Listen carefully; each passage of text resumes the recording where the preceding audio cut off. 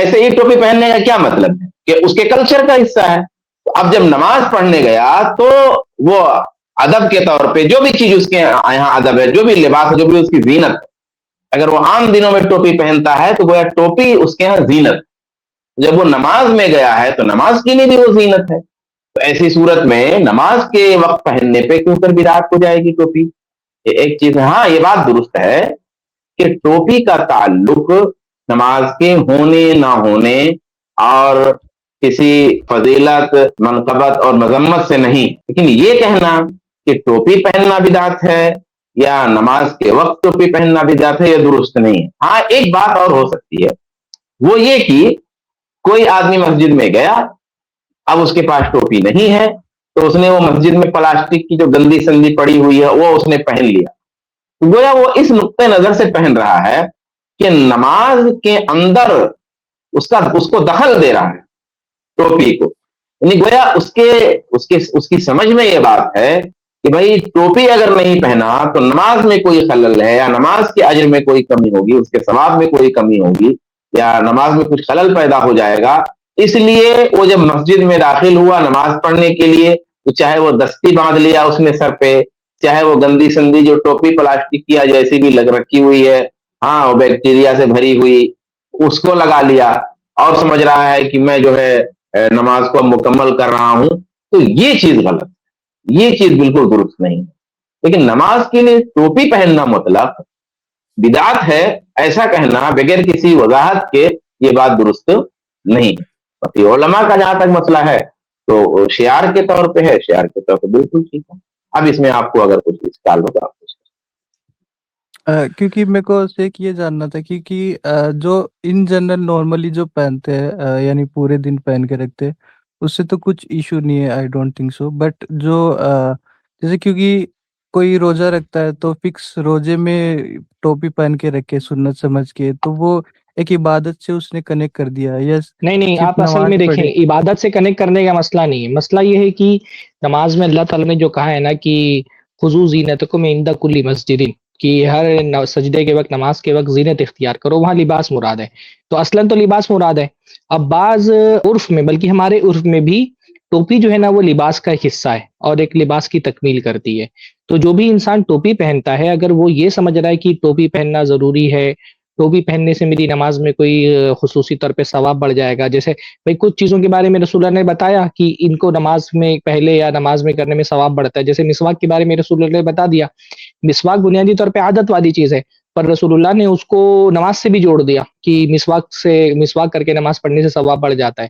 تو اگر کوئی ٹوپی کے بارے میں بھی یہ سوچتا ہے نا کہ ٹوپی پہننا کوئی خصوصی حکم ہے شریعت کا، یا ٹوپی پہننے سے نماز کا ثواب بڑھ جاتا ہے، تب تو یہ آدمی غلط کر رہا ہے. لیکن عام طور پہ ہمارے یہاں جو لوگ ٹوپی پہنتے ہیں وہ اس کو لباس کی تکمیل کے طور پہ پہنتے ہیں کہ بھائی لباس میں جیسے جسم کے سارے حصے چھپتے ہیں تو ایک اس کی تکمیل یہ بھی ہو جاتی ہے. خاص طور پہ ہمارے دینی ماحول میں ٹوپی کو اہل علم کے لباس کی تکمیل سمجھی جاتی ہے. آپ دیکھیں ہم یہاں پہ جتنے بھی لوگ بیٹھے ہیں سب ٹوپی پہن کر کے بیٹھے ہیں.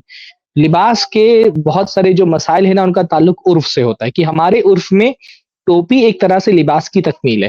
اسی لیے آپ کتنا بھی زیادہ ایڈوانس ہو لیکن آپ اپنے ممبر پر کسی ایسے عالم کو نہیں کھڑا کریں گے جو ٹوپی نہیں پہنا ہوا ہے، کیونکہ ہمارے عرف میں جو ہے نا وہ ٹوپی کو لباس کی تکمیل سمجھا جاتا ہے، اہل دین کا شعار سمجھا جاتا ہے، اہل علم کا شعار سمجھا جاتا ہے. تو کوئی اگر اہل علم کا اور اہل دین کا شعار سمجھ کر کے یا لباس کی تکمیل سمجھ کر کے ٹوپی پہن رہا ہے تو کوئی حرج کی بات نہیں ہے. بلکہ اگر کوئی آدمی یہ سوچ کے نماز میں ٹوپی نہیں پہن رہا ہے کہ نماز میں ٹوپی نہیں پہننے سے میرے نماز میں خشوع زیادہ آئے گا، جو ایک فقر اور ذلت والا احساس وہ پیدا ہوگا، تو اس کے لیے ٹوپی نہیں پہننا بھی مستحب ہے کہ وہ ٹوپی نہ پہنے. اور یہ بات باقاعدہ حناف نے اپنی کتابوں کے اندر لکھی ہے کہ اگر کوئی نماز میں ٹوپی نکال کر کے نماز پڑھتا ہے اور اس میں اس کو خضوع اور تذلل زیادہ محسوس ہوتا ہے تو ایسا آدمی کے لیے بہتر ہے کہ وہ ٹوپی نکال دے.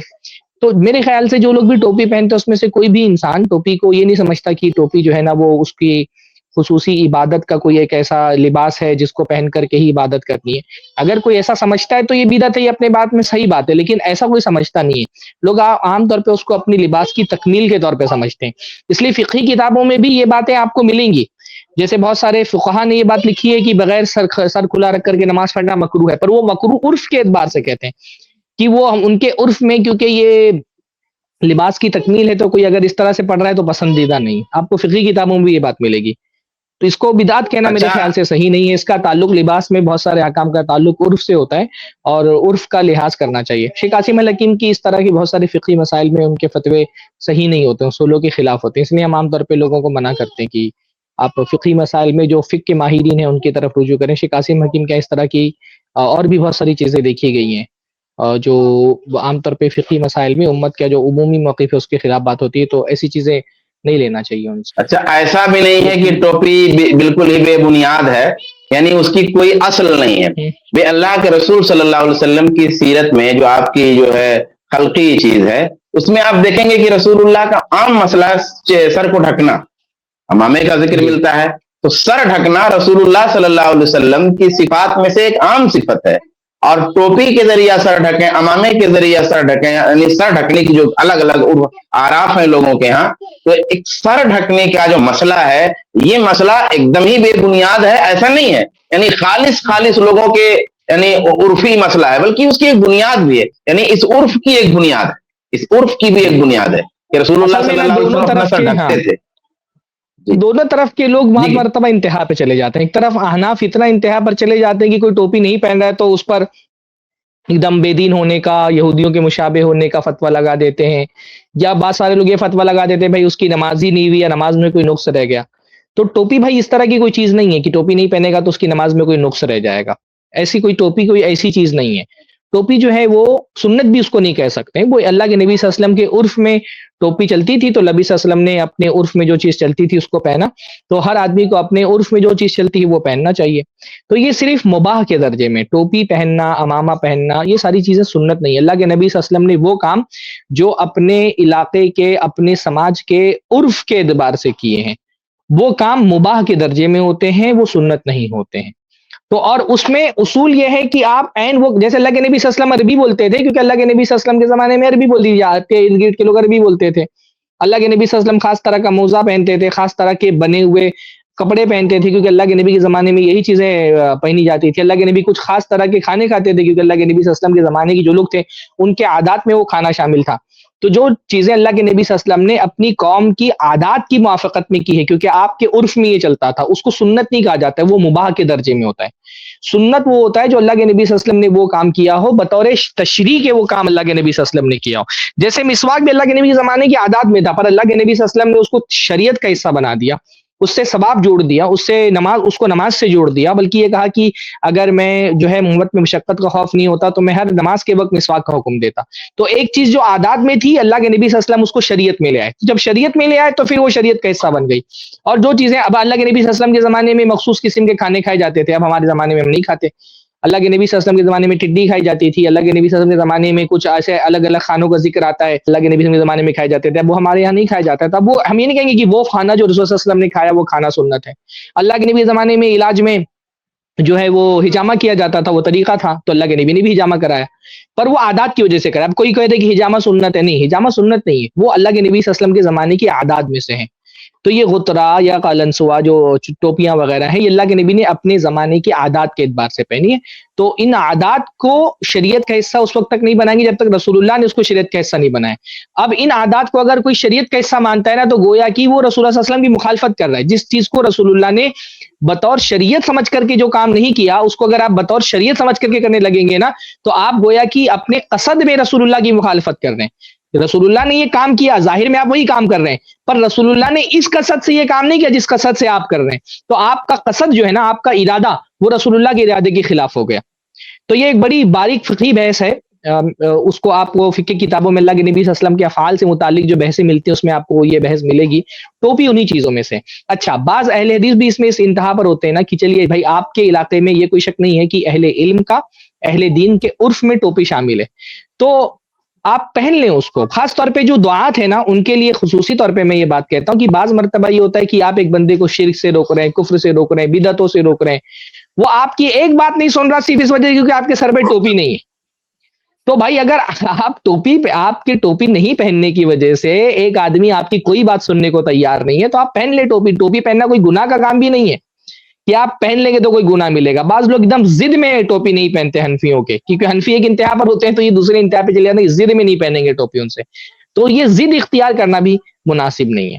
اگر کوئی حنفی ہم سے بات کرتا ہے تو ہم اس کو سمجھاتے ہیں, کوئی حنفی اگر ہم سے بات کرتا ہے تو ہم اس کو سمجھاتے ہیں بھائی کہ اس طرح کی شدت ٹوپی کے معاملے میں شریعت میں نہیں ہے.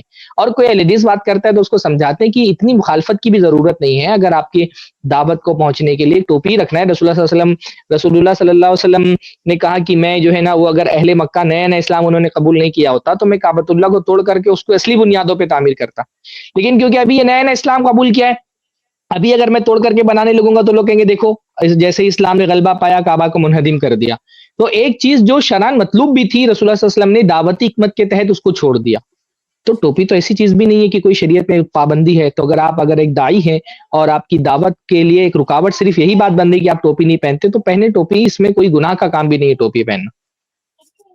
اچھا سرفراز بھائی, یہ جو لوگ بدعات کی بات کہتے ہیں تو بدعات کے مقابلے میں ایسا سمجھتا ہوں کہ مطلب ضد تو نہیں, لیکن جو استحبابی پہلو ہے اگر گہرائی سے دیکھا جائے تو بدعات کے مقابلے میں اس میں قوت ہے.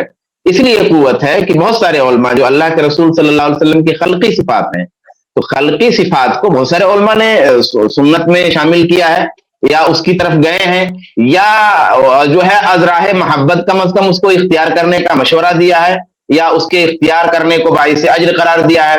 میں یہ نہیں کہتا کہ مطلب یہ سنت ہے, لیکن میں یہ کہتا ہوں کہ جو لوگ بدعت کہتے ہیں ٹوپی پہننے کو, ان کے مقابلے میں ان لوگوں کی بات زیادہ قوی ہے جو اس کے استحباب کی طرف جاتے ہیں, کیونکہ اللہ کے رسول صلی اللہ علیہ وسلم کے افعال میں جب آپ جائیں گے علماء کے ہاں جو اختلاف ملتا ہے تو اس میں جو خلقی صفات ہے رسول اللہ صلی اللہ علیہ وسلم کی ان میں دو پہلو ملتا ہے. ایک تو یہ کہ خلقی صفات کو بھی سنیت میں لاتے ہیں, اور یہ کہ کوئی ازراہ محبت, اگر رسول اللہ صلی اللہ علیہ وسلم سر ڈھکتے تھے اور ازراہ محبت وہ اللہ کے رسول صلی اللہ علیہ وسلم کے سر ڈھکنے کی طرح سر ڈھکتا ہے.